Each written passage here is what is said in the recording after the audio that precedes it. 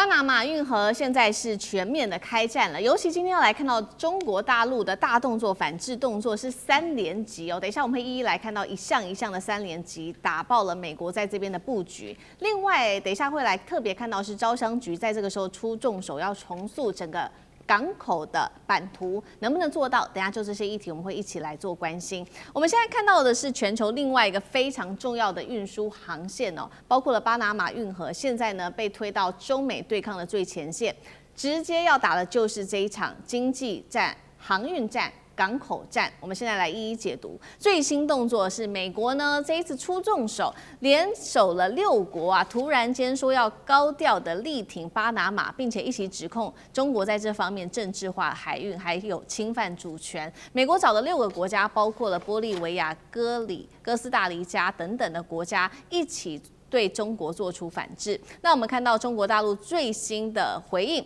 这是来自于发言人林健他说的：美方颠倒黑白，无中生有，并且长期霸占巴拿马运河，武装入侵。好，中国的3个反制动作，我们刚刚特别看到它的3连击有哪一些？我们来看到一些细节哦。首先，针对了港口的监督，现在做一个更全面的升级，也就是它做一个这个检查量暴增到262艘，滞留率也暴增，还有每日的滞留费当然也会跟着提升，费用大约多了5到10万美元，滞留时间拉长，影响的当然还会有运价跟保险费都会跟着一起上升。那长期下来，船东也会考虑是不是要做避险来转期呢？冲击巴拿马整体的结构。第二件事情，我们来看到大陆，它现在也决定它的航运的路线要全面的做调整，也就是中国航运改道已经不走巴拿马了。现在呢，中原海运立即停止在这边所有的港口的进出哦。那么严重的也会影响到巴拿马的农产品，像是他们的香蕉、凤梨等等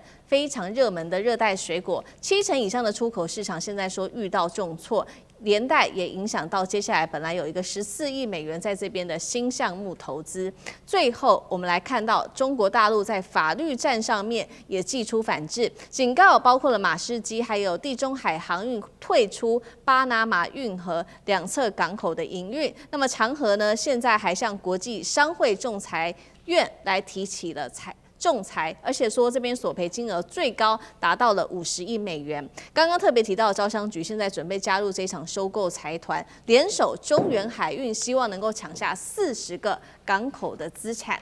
节目一开始要特别请教赖老师来看这一波美国为什么突然间要高调声援，是不是代表巴拿马运河他们自己撑不住，中国在这边不断的给的压力？那刚刚看到中国的连3招反制，赖老师又怎么看？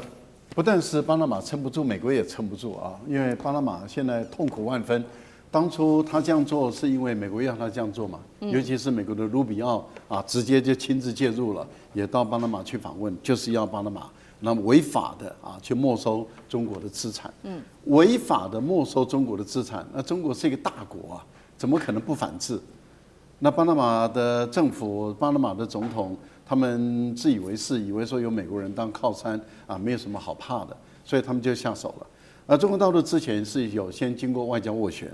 啊，也提出警告，然后我们也看到长江合记本来还想屈服，啊，要找这个美国的一个基金，然后要介入，要卖给他，被中国大陆说你试看看啊，你看现在大陆。美国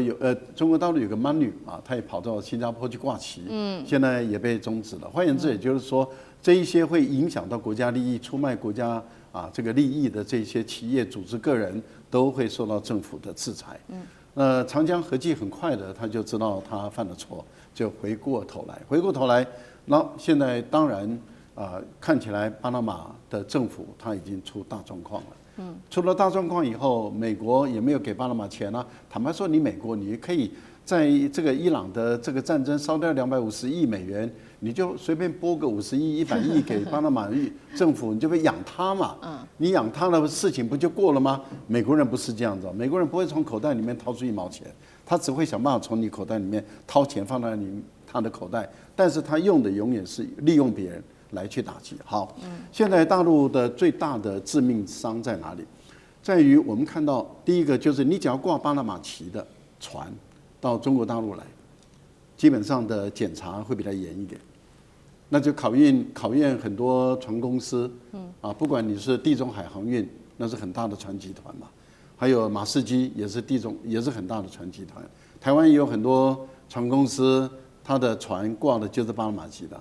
那你现在你要不要再挂巴拿马籍？你只要挂巴拿马籍的船，你到中国大陆来，那你靠港停，那检查的时间就很久了，你负担的成本就越来越高了。我觉得这个对于巴拿马的政府来讲，它的财政收入会影响很大。为什么？因为会有很多的船公司开始不挂巴拿马旗，一不挂，你的财政收入就减少。我觉得这是一个致命伤之一。第二个最大的致命伤是在哪里？港口的营运。巴拿马的运河依靠的就是港口营运，而港口营运中有3大港口，其实3大港口都是很赚钱的港口。那也就是说，给地方的给巴拿马政府财政赚很多钱的港口，2个港口就是长江合记的这个港口，一个就是中原海运的港口。为什么？美国的船目前来讲，经过巴拿马运河的船最多的排名第1名的是美国，可是美国走比较多的是军舰，因为它的军舰不断的穿梭这个水道，所以对于美国来讲的话，它不付钱的，它不付钱的。因为他现在要求巴拿马政府不能收美国的军舰的过运河费，所以美国使用量排名第1，第2名的是中国大陆。那中国大陆现在不走这条航运，那你想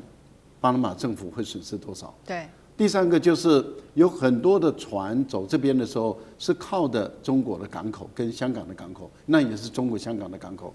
而他们是最有效率的港口。那换言之，也就因为有效率，所以它本身的吞吐量是大的，货运的整载量是大的，所以巴拿马政府的财政收入跟经济发展是繁荣的。好，这2个港口当初会被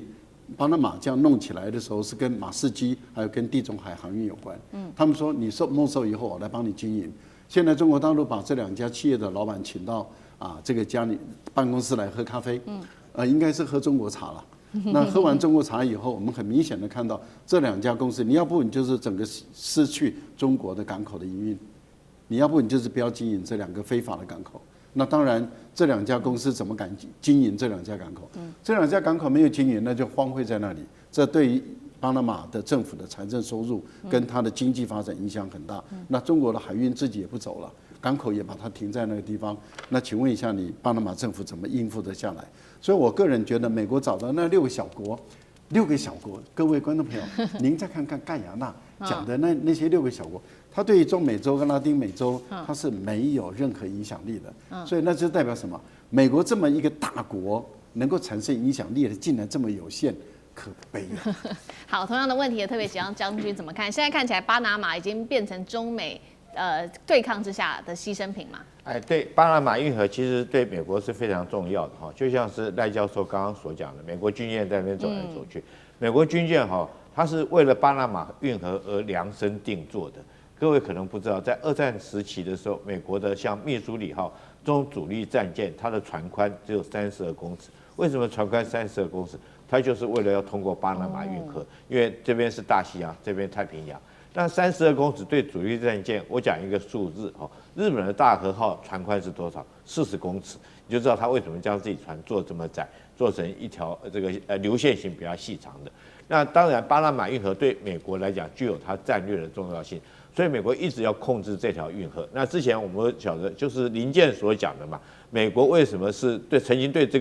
个巴拿马运河巴拿马这个国家曾经武装入侵过，他就是派他的特遣队把他的总统诺瑞嘎直接抓到美国去审判。我们都知道这一段的过往的历史。那这次事情发生怎么样呢？因为巴拿马运河后来就变成由民间商运来经营，那由长和集团标到这个标，再分别在巴拿马运河的2端设立了港口。那其实这个相安无事也经营了30年。但是从川普上任之后，他就积极的想要控制巴拿马运河。他用什么方法呢？他就叫这个巴莱德去收购这个长和集团的这2个港口。但是收购你就收购嘛，但是没想到在今年的1月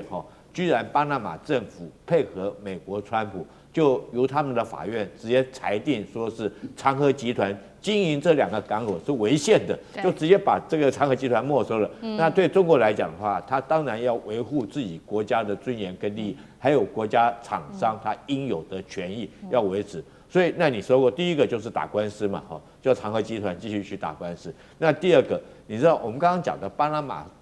拿马这个国家哈，最大的软肋也是他靠这个赚钱的，就是我们知道很多国家的船都挂着巴拿马的国旗，因为巴拿马的税金比较少，对，检查也少哈。那很多船东，我去这个挂巴拿马籍的话，我可以减少我的税哈。也可以规避我自己国家对劳工的检查等等规范，也降低了成本，所以他们都去挂巴拿马这个国家国旗，挂到什么程度呢？我跟各位讲，全世界有5艘货轮里面有1艘是挂巴拿马的货旗哈，那巴拿马政府也因此每年可以赚3到5亿美金的收入，占它国家整体的大概整体的收入将近到5%这么多，所以对巴拿马国家是很重要。那如今哈。如果说中国对巴拿马的船只，事实上它是合法的哦，就你只要靠到我中国港口来，我当然要去检查，我检查就很多东西可以检查，譬如说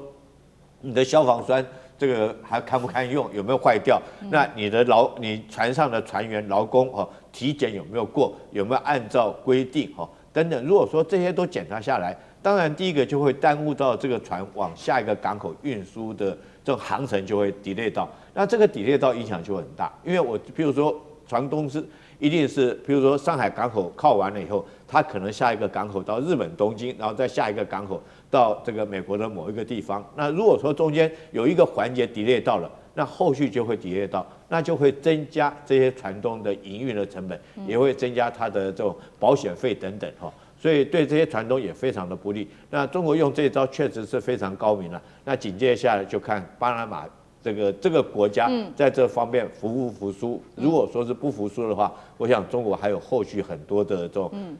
这个工具箱里面还有很多工具箱可以拿出来使用。好，后续的工具箱要持续观察。不过现在中国大陆出的3招这个反制，可以说针对美国跟巴拿马是这个招招致命的。除了3招中国的反制之外，在这个敏感时机，我们刚刚特别讲的，彭博也爆料说，这个招商局联手中原海运反攻，要抢下40个港口。那现在也在说，刚好川习会快要到了，跟这个增加自己的筹码有没有一些关系？那老师又怎么看？美国国防部在去年公布了全世界有就是7大海峡跟运河，是他一定要掌控的。因为从英国到美国的这个海权霸权呢，其实就是掌控海峡。哪7个呢？巴拿马海峡，然后呢，苏伊士运河，还有呢，直布罗陀海峡、白令海峡、马六甲海峡，以及新加坡海峡，还有呢，英吉利海峡。其实现在我们知道，赫姆兹海峡也一样的重要。对，所以美国现在在赫姆兹海峡等于就是被卡住了。他没有想到，以为赫姆兹海峡只是从海湾地区运油、运大宗物资，但是呢，它就影响到全球的经济跟能源。这是在军事层面那军事层面，我以上所讲的几个海峡，是不是美国的海军主要掌控？到现在为止仍然是如此，包含巴拿马海峡。那军舰穿过巴拿马海峡不用收费啊，这是川普的要求。所以，但是呢，美国现在把从川普一开始，中国的科技跟经济的发展就视为对他的霸权的威胁，所以就开始打贸易战、科技战。那现在就延伸到海峡层面以及港口层面，他也看到中国大陆在各个港口的，尤其是中远集团的掌握，因为很多其实港口是有好几个这个口岸，那好几个港口 piers，但是呢，有一些其实是1个、2个，有一些是整个就等于是租给中远来做，因为它有整体的这种规划，所以美国在巴拿海峡呢，就等于是把经济跟商务的等同于军事，但我觉得这是错误的。因为你已经试过要对中国进行科技战跟贸易战，搞到后来你变成川建国，对，拜振华。那你现在在码头或者是港口或者是海峡上面，同样是要去驱赶中国，结果你造成的是你经济利益的大幅的损失。那尤其是相关的国家可能会损失的更严重，而你有没有相对应的补贴或者是援助？有的话那就算了，可是没有。而它面临到全球连接在一起，港口再连接在一起的时候呢，那这个损失可能就更大了。所以我是觉得美国自己要认知到哈，你在巴拿马运河上面的问题，其实你如果把它分为经济、贸易跟军事两种不同的，其实你还是掌控在军事价值跟这个航海的这个就是主权上面啊，主导上面。但是呢，如果在贸易跟就是航运上面你要去阻止中国的话，到后来吃亏的还是美国跟巴拿马自己。好，谢谢杨老师。那我们休息一下，马上回来。地缘政治、美中之争、战略价值、强权崛起、小国生存，现在与未来洞悉事件走向，掌握世界脉动，全球观点尽在环球大家。